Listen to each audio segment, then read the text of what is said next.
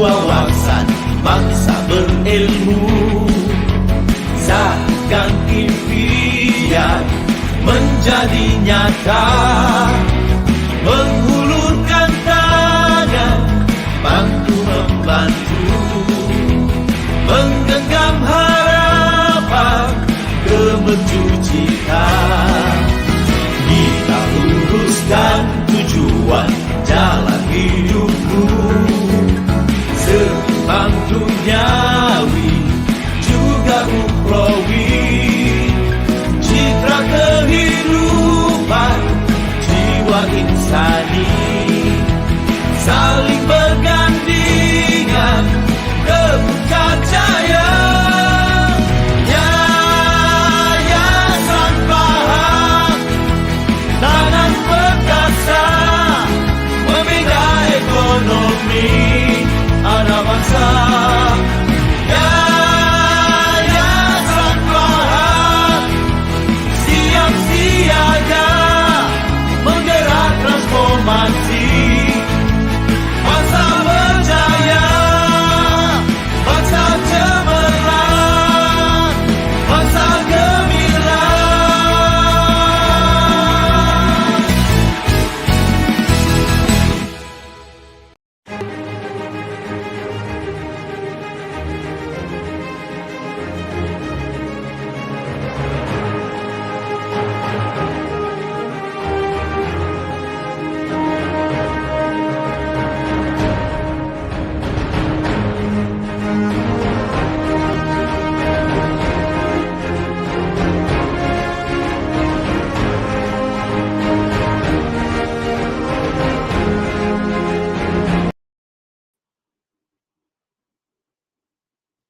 Okay, Assalamualaikum semua.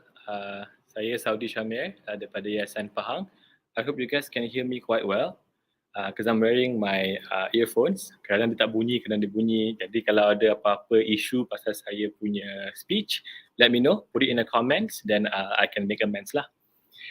Saya harap semua okay pada hari Jumaat ni. Saya harap yang laki-laki semua bawa balik sembahyang Jumaat. Semua ikut patuh Jumaat punya rules. And then for those ladies, I hope you had good lunch today. Okay. So saya daripada Yayasan Pahang ni, I'm one of the few young officers lah di Yayasan Pahang. Dan saya telah diberitahu untuk put some youth into our Yayasan Pahang punya Facebook channel. Because technically Yayasan Pahang, kita sebelum ni kalau anda semua follow lah Yayasan Pahang punya Facebook, a lot of the shows there are more catered towards, I would say, a generation that I can't relate to. So Yayasan Pahang dah bagi saya satu kepercayaan untuk make sure that I can reach out to the youth even more lah. In that sense, saya akan buat session hari ni a bit casual, just like you guys watching my Facebook live or my Instagram live. Macam itulah. So if you have any questions while I'm talking at the moment, you guys can just freely put it in the comments, and I will answer it straight away. So there's no need for you guys to feel awkward or need to be like in the formal punya setting with me. Alright.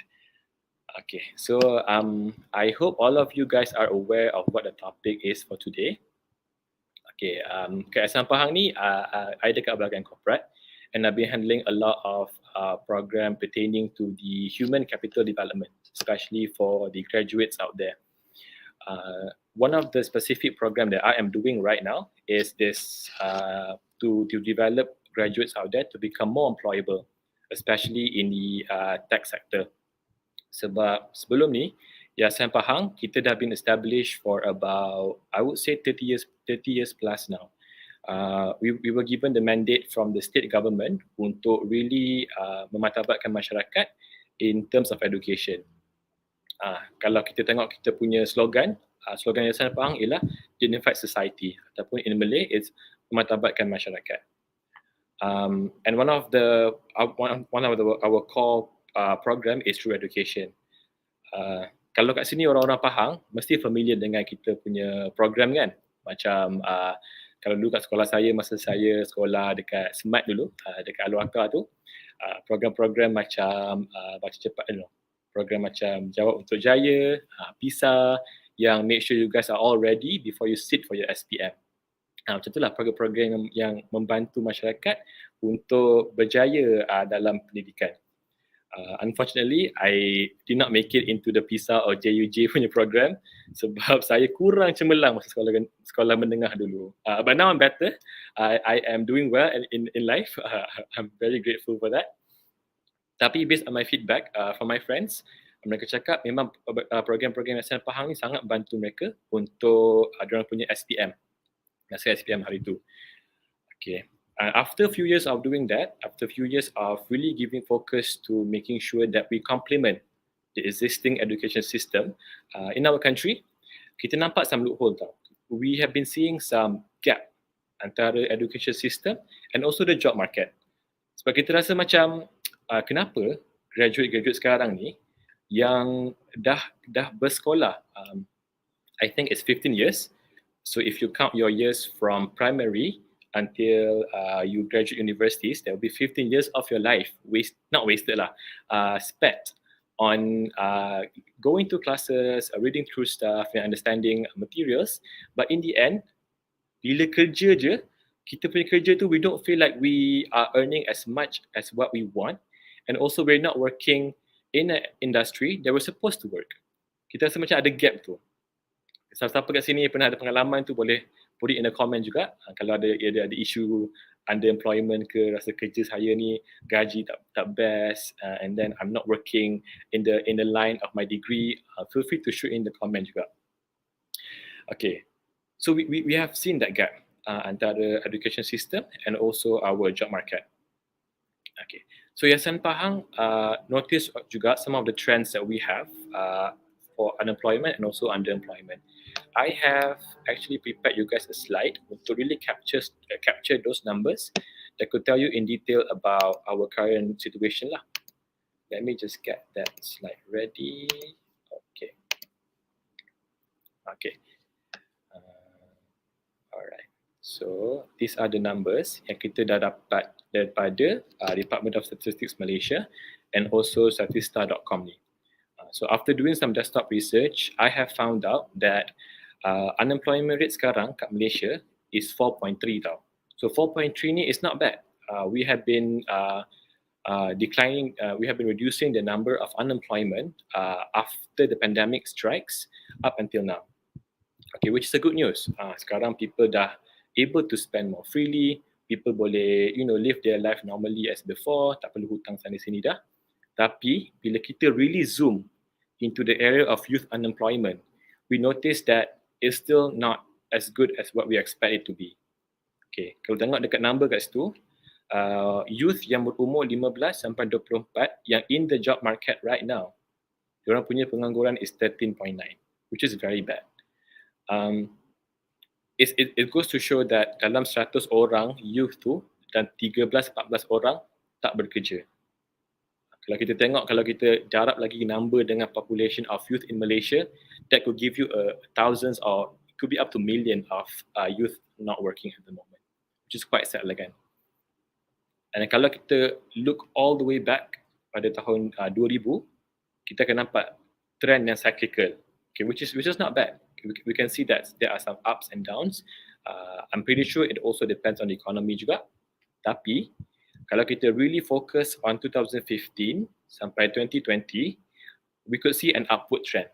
Maknanya orang-orang muda sekarang daripada tahun 2015 sampai 2020 ni, dia punya pengangguran meningkat to a very steep punya level tau. So if you look at the graph here, you can see a very steep punya upward trend, which is very worrying. Sebab it goes to show yang kita punya there's something wrong or there's something that is not right in our education system that makes them unemployable or not desirable in the market. Okay.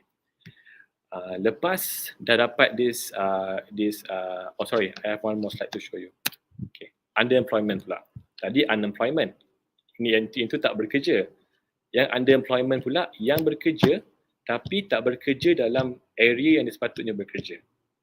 Okay, so you can see from the number here.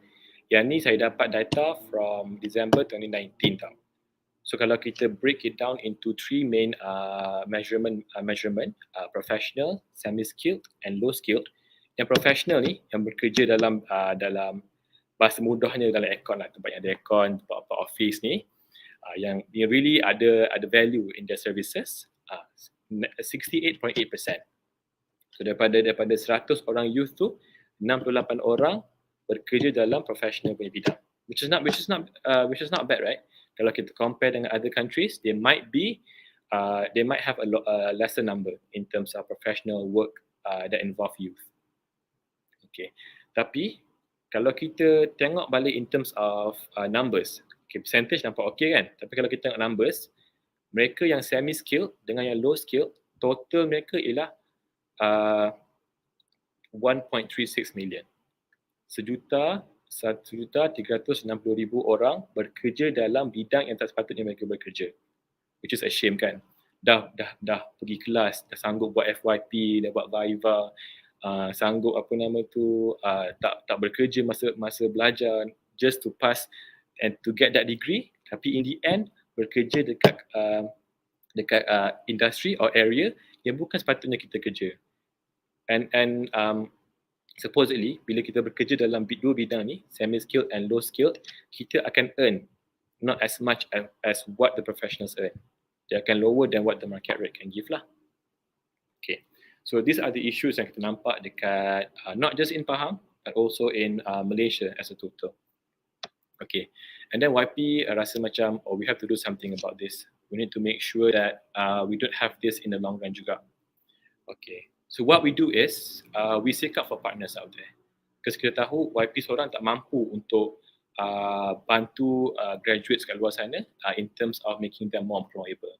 So kita keluar, cari lagi siapa-siapa private company or trainers out there that could help us to mitigate this issue. And then we stumbled upon Beyond4. So Beyond4 is our partner dalam tech punya industry yang came forth that presented the solution that could help to lower down the issue of unemployment regarding youth. Okay, and then we asked them, what exactly can you offer to make sure that this will not happen in the future? And then the answer was very simple. What they said was, we need to make sure they are more employable and more skilled in technology.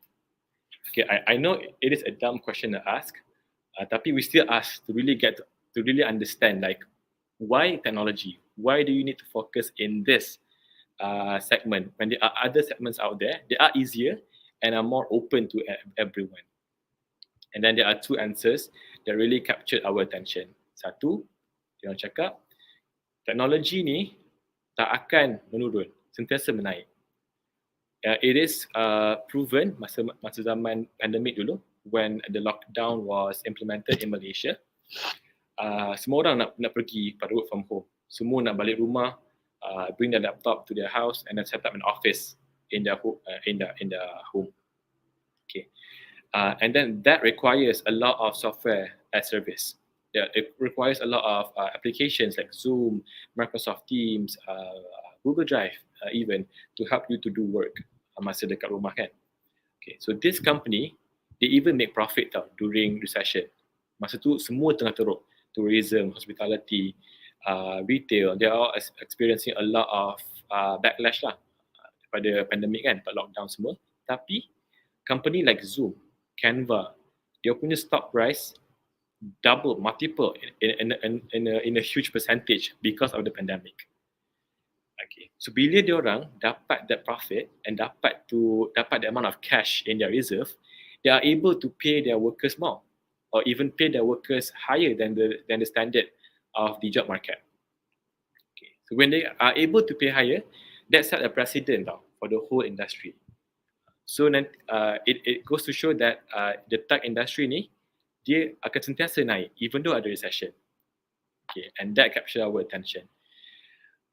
So we partnered up with Beyond 4. We properly plan our ways on how we can actually do this. Okay, and then we have a target. In 3 years, we want to produce 2,000 of graduates of that have a high skill in technology. Okay. Tapi we a bit skeptical lah pasal 2,000 kan. 2,000 banyak tau. Because kalau some of you guys ni pernah bekerja dalam industri education ataupun dalam bidang-bidang training, you would see like it's actually quite hard untuk ajar 2,000 orang in a year. So we break it down. Tahun ni saja kita nak 200 dulu. We want to see how well the program is, and if the program succeeds, we will multiply and we will increase the number in the future up until we get 2,000 in 2024. Okay, 200 kan. 200 is a very small number. So I hope those graduates out there yang tengah listen to our talk at the moment ni could really start to think through and really get this benefit that we are offering to you guys. Okay, let me just go into details of the programs that we have. Okay, before I do so, kita nak cerita sikit pasal our program partners. Okay, like before, I said just now, kita nak buat program ni bukan senang. Kita kena cari partner yang boleh bantu kita untuk make sure this program is a success. Okay, and then Beyond 4 and ourselves, we go out there and find for our own partners. We have Talent Corp on board, Pahang Go on board, and UCYP on board. Okay, so for you guys who don't know, UCYP is our college. So it's a college under the Yayasan Pahang ecosystem that have been helping graduates to get their degree in multiple studies lah. Okay, so we managed to find the talent supply punya provider. So these three companies, Talent Corp, Pahang Go, and UCYP ni, they will help us, Beyond 4 and Yayasan Pahang ni, to get candidates. Kita tahu Talent Corp kan sangat baik dengan universities, so they are able to supply candidates yang ada potential into our program and nurture them. Same goes to Pahang Go. Pahang Go will examine the industry as a whole and will look at the market and see if our modules too really cater to what the industry wants. So they tailor fit the program and also the candidates that we are scouting to according to the needs of the market. And UCYP pula, UCYP is a well-known organisation yang ada banyak reach kepada private universities. So Talent Corp can cover public, UCYP can cover private lah. Okay, so once we have the number of candidates that we need, we supply them to our executioner, Beyond 4, the trainer. They will train these candidates in multiple areas. I will show you guys in details what are the programs that we have, tapi nanti later in the slides. So dia hantar students tu kepada Beyond 4 untuk train, and once they have trained the candidates, they will supply into the market, into the job market. Okay, so yang jaga job market ni would be our partner like Pahang Go, MENGGERAK, PERKASA, and GSP. Okay, I'm pretty sure most of you guys are aware of and are known of what PERKASA does. So PERKASA has a huge network of companies under their belt yang boleh bantu our candidates ni untuk bekerja once they have completed the program. Same goes to GSP. Sorry. So GSP ni is a company under Beyond 4 yang memang handle job placement. GSP ni I would say powerful lah sebab dia ada network dekat luar. Macam company Singapore, company US, company UK. So our candidates ni boleh bekerja remotely because it's a trend now kan. Bekerja dari rumah tapi you serve to a company, you can even go internationally. So itu our aim. Bila kita bekerja di Malaysia tapi earn in dollars, imagine if you earn $3,000 but you live in Malaysia, that means you are earning a lot. You are earning 3 or 4 times the value of money that you earn right now. Okay. Alright. Okay, and then MENGGERAK ni. MENGGERAK ni, what MENGGERAK does, ini yang kita punya startup program tu. that akan bantu kita untuk make sure that our startup program ni berjalan seperti biasa, jalan dengan lancar. Dia akan go through our modules and also dia akan guide startups ni yang akan kita produce from these 200 people that we aim for this year. Okay. So I hope everything is clear. If I'm speaking too fast, let me know, because I have a tendency of speaking too fast when I'm too excited about a thing. Okay. Okay, so those are the programs those are the partners that we have to support this initiative. Okay. And then the programs are, okay, yang ni saya buka kepada graduates kat luar sana untuk really listen through and also tengok mana yang boleh bagi benefit kepada kita. Okay, we have 3 programs at the moment. Yang ni bukan startup lagi. Sebab startup tu saya akan explain in details in the next few slides. Kita save the best for last. Jadi saya start dengan yang kurang best dulu, and then I proceed into the best parts lah. Alright. So 3 program, SAP, Emerging Tech and Launchpad. So SAP ni dia satu program yang kita buat yang kita nak buka kepada mereka yang bukan dalam bidang tech. So selalu bila kita offer tech program kan, dia orang cakap, oh saya dulu ambil HR, macam mana ada info pasal teknologi, ataupun dulu saya ambil accounting, mana ada belajar pasal IT kan. We want to correct that behaviour. We want to make sure that kita kena normalizekan digitalization in our area or in our industry. Sekarang HR tak ada dah nak check berapa ramai orang bekerja masuk, berapa ramai yang clock in hari ni. Kalau awak semua perasan, kita semua dah pakai thumbprint. Ada yang even pakai yang face scanning punya untuk record attendance of their worker. That's how far that we have progressed in terms of digitalization. So saya nak semua graduates kat luar sana yang bukan dalam bidang IT ni untuk cuba SAP certification ni. Even though dia bukan IT macam AI ke apa ke, tapi dia bagi kita satu added value. Sebab SAP ni hanya company besar je yang guna. Company macam Maxis, DG, and also Petronas, they're really relying on SAP. Sedikit info pasal SAP pula. SAP ni satu software, dia sama macam Microsoft tau. Microsoft or Oracle, yang centralizekan all work processes and automate the movement. So nanti finance, HR can just communicate with each other automatically.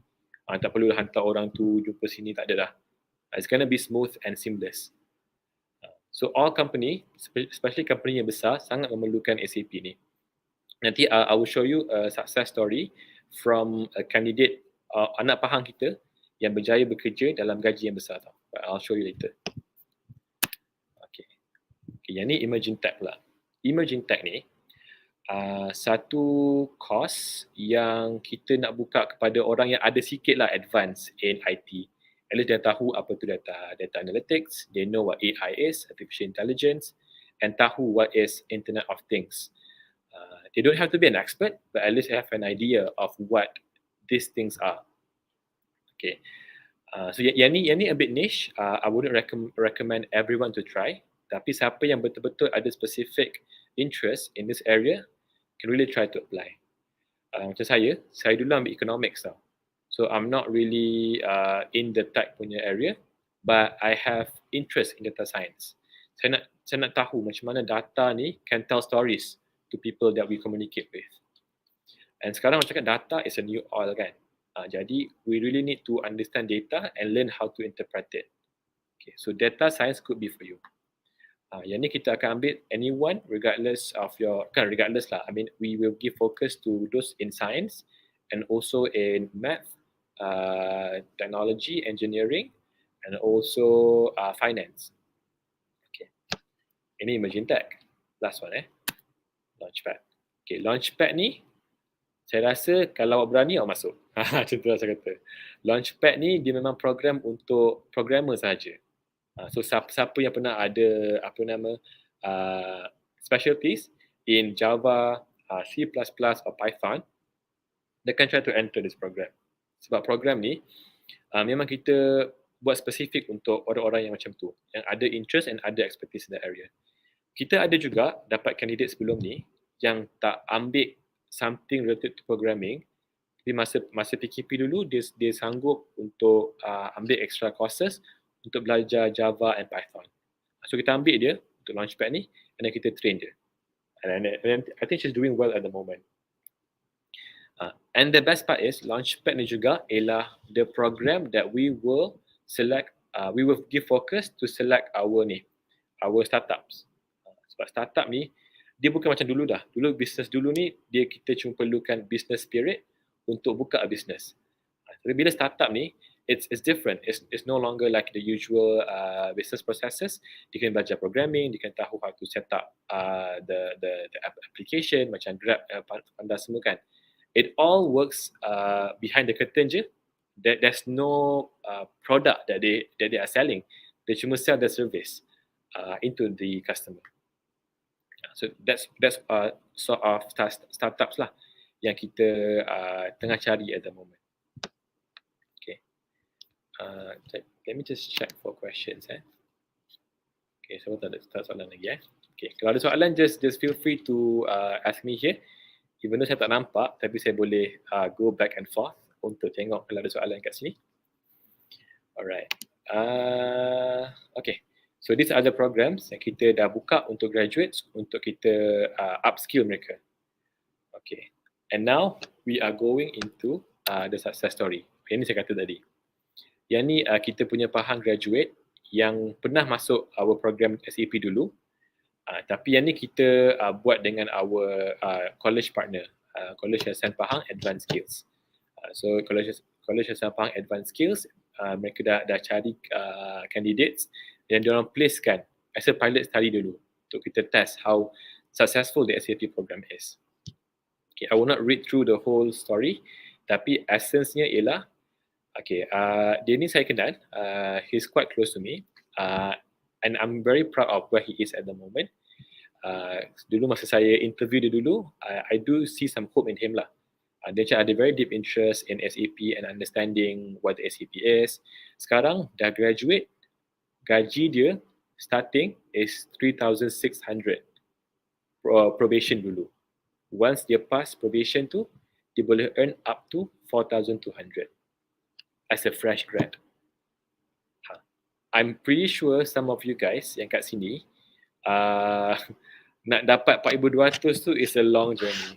I mean, I've known a few people who work for 10 years and still earn 2,000, 1,800, which is not fair for them. Okay. Alright. Okay. Now we're going into details of our main topic for today, which is the startup program. Okay, some of you might question kan, apa kaitan tadi tu dengan startup ni? Macam startup buat bisnes, tadi tu upskill untuk hantar mereka bekerja kan? That is true, that is correct.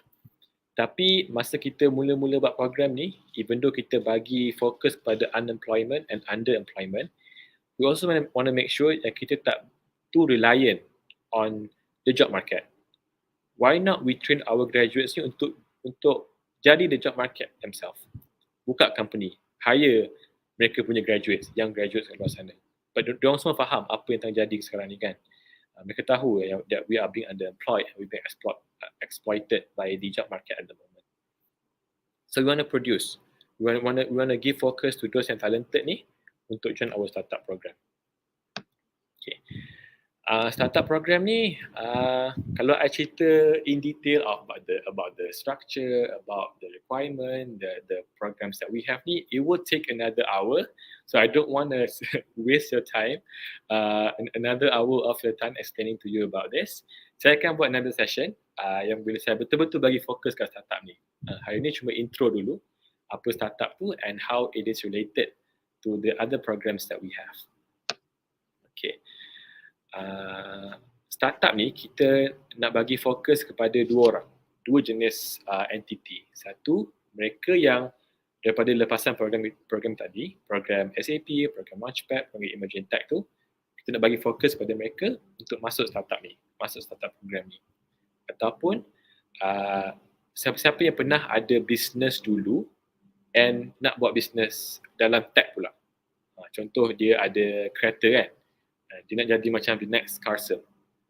Okay, Tak tahu kalau any of you guys know what Carsem is, tapi Carsem ni is an application.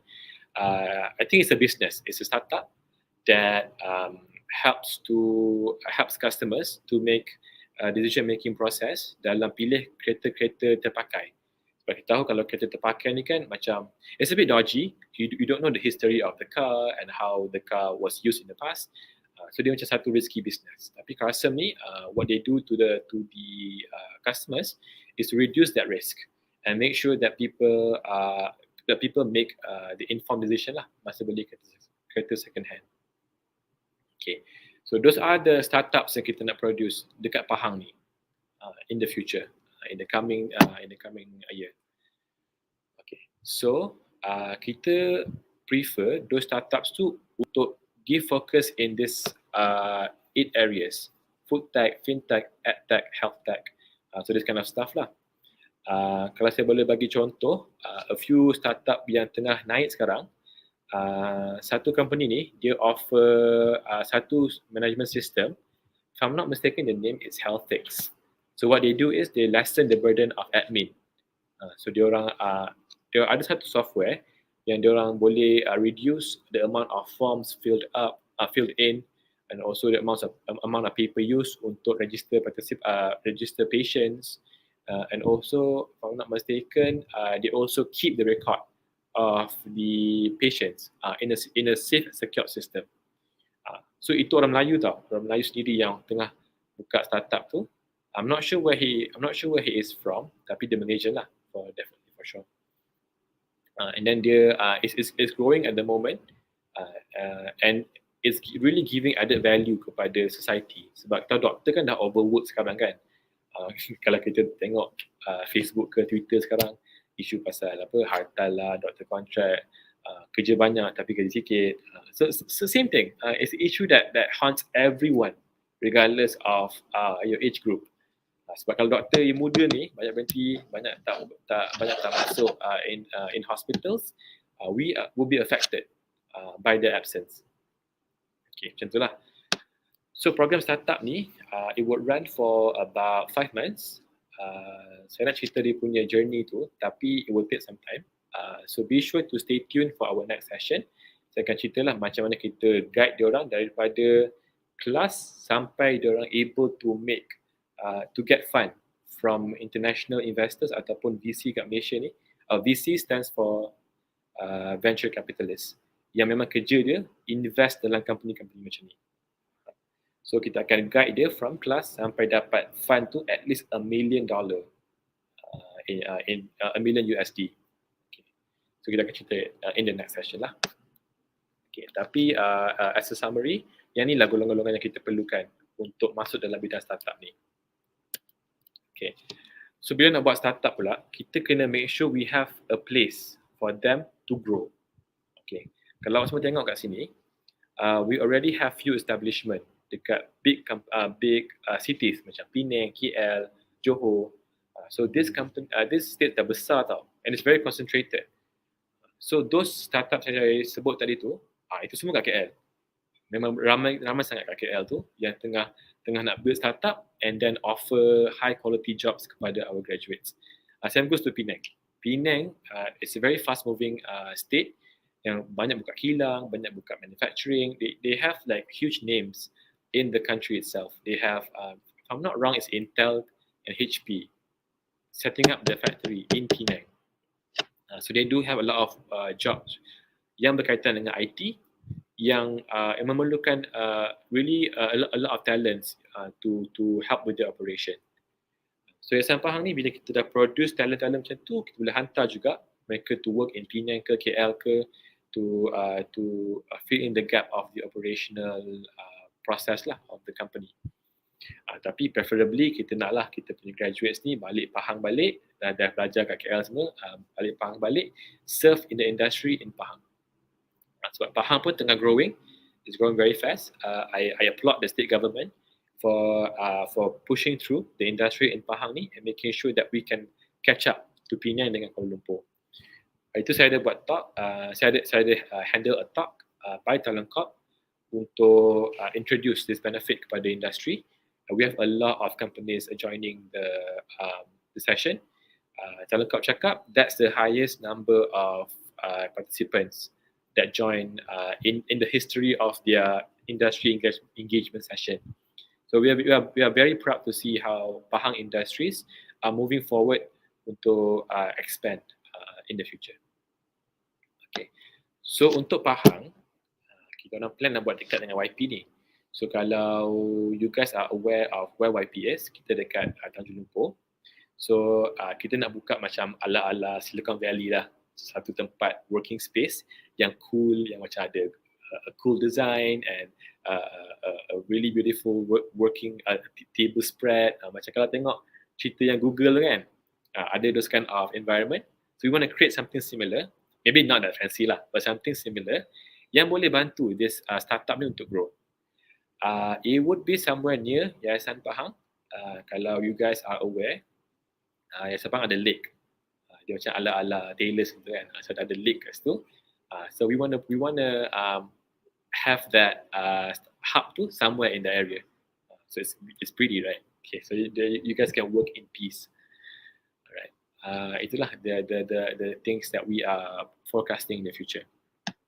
Okay, once kita dah grow the startup to become profitable in the industry, we want to make sure that you guys can also compete internationally, not just within Malaysia, but also outside Malaysia. Contoh, Beyond 4 dah ada their footprint in these countries: Bangkok, Taiwan, Singapore, and Indonesia. So they are developing their own establishment there to make sure company yang kita bina kat Pahang ni, KL ke Penang ke, ikut dia punya hub ni, boleh offer their service tu kepada these countries. Bila kita work with other countries, they will quote you in dollars. So that's how much you guys can earn if you guys expand your business to internationally. I received a question from the audience. Nurul Aini Muhammad Saleh jawab sekarang. Dia belum tak habis lagi. Jawab sekarang. Dia cakap, what happens if we don't complete the course? Okay. Oh, that's a tough question. If you don't complete the course, I would say you will fail the course. Even though, okay, this program is a fully sponsored program, tapi if you fail the program or the course, you have to pay back lah the amount of cost that we are sponsoring you. The cost too ranging from 8,000 to 15,000. Nanti later, Yayasan Pahang will keep on posting about the programs that we have with Beyond 4, yang ACP, Launchpad, Emerging Tech tu, for you guys to be equipped with the webinars that we have and also the recruitment that we have for the program. Okay. Nanti bila Aini masuk dalam session tu, be sure to ask a lot of questions. Make sure that you know your position. Kalau fail apa jadi, and kalau ada isu dalam program tu, macam mana nak stop semua tu, make sure you guys are well informed lah. Tapi in summary, kalau fail program tu, then you have to pay back lah. Okay. Alright. So I guess that's all for today. Okay, I know I didn't really focus on the startup to that much, tapi I nak bagi tahu this is just an introduction lah of what Yayasan Pahang is doing at the moment. Nanti in the later session, I will tell you guys more about the startup and how we are guiding them from going into class sampai diorang boleh dapat diorang funding tu. Sekarang pun modules are still under review by MDEC. Tapi we really wish that we can get your support, especially from the Pahang punya citizens out there. I know we have a lot of good talents from Pahang. Nak tahu satu story, a guy yang lahir di Raub, tapi dia bekerja dengan Gojek Indonesia. Gojek ni satu macam Grab lah, macam Grab kat Malaysia, tapi kat Indonesia. Indonesia ni is a thriving economy because of the high population in the area.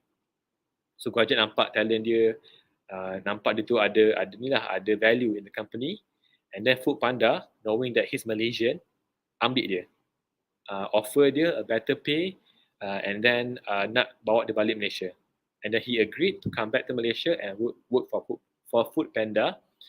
I'm pretty sure Food Panda bayar dia tu tinggi sangat. Because dia nak match dengan gaji dekat Gojek. So they have to pay him a lot more lah. Dia pun orang Raup, kahwin pun dengan orang Kuala Lipis. Betapa dekatnya dia dengan Pahang. Tapi we miss them. We miss him tu. Orang macam tu kita nak. Kita nak make sure dia juga boleh buka companies macam tu in the future and bantu kita punya orang Malaysia, especially orang Pahang ni, untuk become more employable in the tech industry. I'll be taking in more questions kalau ada soalan ke apa. I'll give you a minute or two while I shut down this drink.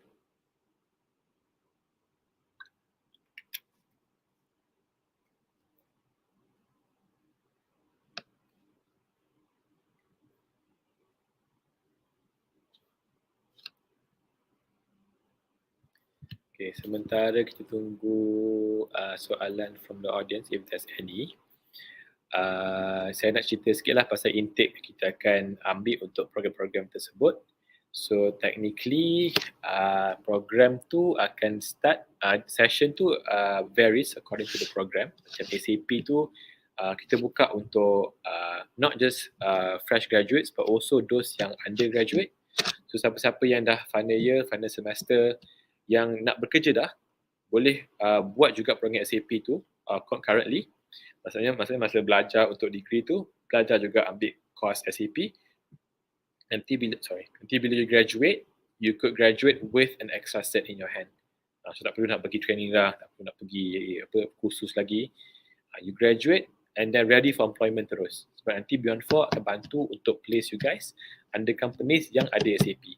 Macam story Razin tadi. Macam itulah. And then untuk emerging tech pula, the intake tu is quite different. It's later, like in April, macam tu. I can't remember the full detail, tapi nanti I'll keep updating you guys lah untuk masuk program ni and bila kita buka dia punya application. Okay, so I guess that's all from me today. And I don't see any more questions being asked in the comment section. Thank you for those who joined in for today's session. Nanti make sure you guys stay informed with the later program that we have, or later session that we have to explain more about the startup punya ecosystem. Thank you so much for joining in. I hope you have a great day ahead. Thank you.